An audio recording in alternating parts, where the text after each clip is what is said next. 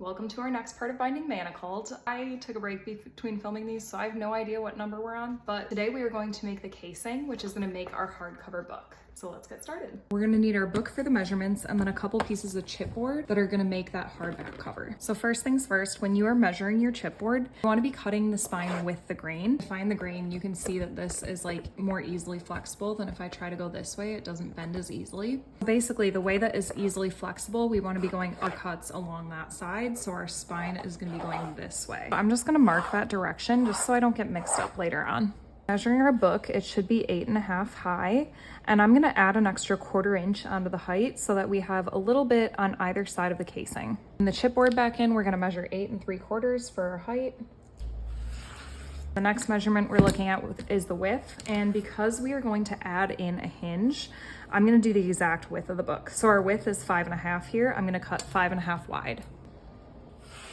And one more piece the same size. So now we have our front and back pieces. We just need one more piece for the spine. I've heard so many people measure the width of the spine different ways, but the way that I like to do is the width of your book spine plus one piece of chipboard. If you get two, it starts to get a little bit wide, but one seems to be that perfect in between. So for me, that measurement is 2 1/4. Yours might be a little different depending on how tight that you bound the edge. And there we have the bones of our cover. So we're gonna take a piece of cardstock here. The cardstock to overhang on either side so that we have plenty of space to connect each edge. So I'm gonna start by gluing down the side piece. We're gonna have a little bit of glue, and then I'm gonna use this brush to evenly coat the back. If you get a little too much glue, no worries, you can just wipe it off the back. You don't want it to be too wet because we're trying to avoid as much warping as we can. And then I'm gonna put it down in the center of that cardstock. Take your bone folder here, and I just want to make sure it's all really evenly pressed in. And now we're going to bend either side of the cardstock around the spine to really get a nice crease in that spine. We want it really nice and crisp. Do that on both sides. Where we're at so far. With the side that we folded is where we're going to put our front and back pieces. Because this is a big book, I'm going to take a 7mm hinge gap, but you could take more, you could take less. That's kind of personal preference. I'm going to mark both sides of that, and what I'm doing is I'm taking this T-spacer and I'm pressing it up from the top as well as from the side to make sure that I have that 7mm evenly on both sides. And that's going to be the spacing of our front and back cover. Now to actually glue the covers on. Pretty simple. I want to keep this T-spacer on there so that we really make sure everything is squared off. So I'm going to put just a dot of glue. And I take one of the cover pieces and I press it against this T-spacer as well as against the top side of it too. Just press it in with the bone folder, and then when we do this other side, we want to make sure that we're using the spacer on the same top side or bottom side. So if you want to flip your book around, that's fine, but then you want to space from the bottom side so that we know that everything is square on top.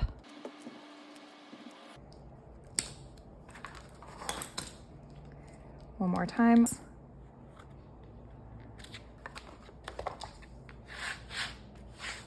Now, before we move to the next step, I do this between every step, but if you have anything on your table, any glue, anything like that, you want to clean up your space. We don't want any extra glue getting on the book cloth. I'm gonna line it up here and have spacing of about 3/4 of an inch to an inch on every side of the book before I cut any at the top. Now we want to start on the side that has our hinges where you can visibly see the space between the books. And we are going to glue just the spine at this moment. Make sure that it's evenly spread across the entire spine in all of the edges. Again, if you get too much glue, that's okay. Just pick it up with a paper towel or a sponge brush or something like that. And then I'm going to flip it around, center it on the book cloth, and then press it in with my bone folder. Flip it over and do the same thing on the back. Once you see you don't have any bubbles in the middle is where we're going to start pressing into our hinges here. Don't be afraid to put pressure to really get this glued down. I'm going to do that on both sides. And now I'm going to glue the back cover and the front cover down as well. You want glue over the entire front and back because if you miss a spot, you're going to see a bubble when it's finished and dried.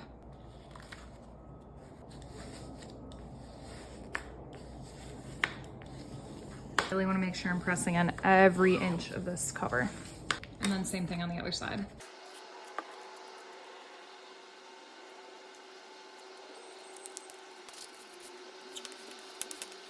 We've got one side glued down.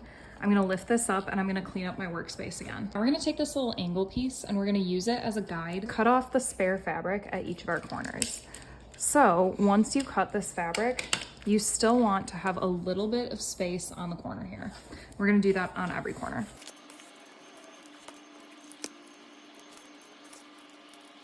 And then I'm gonna start gluing down by the longer sides. I wanna cover the entire edge with glue, but again, I don't want it to be seeping out of the edges too much. So if you have too much, just take your sponge brush and just wipe off the extra glue before you get started.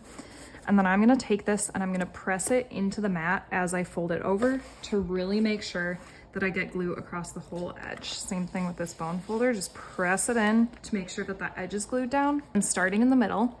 I use my bone folder to press up and make sure that that book cloth is really sticking to the chipboard. Cut out my hinges nice and close here, and then same thing all the way against the edge. You might have some glue seep out the edges here when you start to put pressure on it. That's okay. I take a little square that I just cut off and I just wipe the excess glue away. Same thing on our other long side here.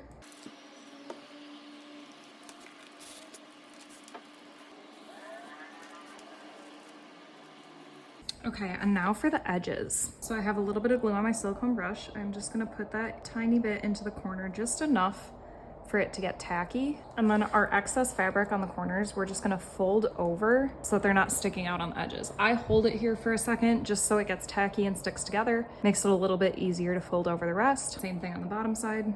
And then connecting this last edge, we're gonna take a little bit of glue, spread it over the entire thing again. We want everything covered, everything to have glue on it.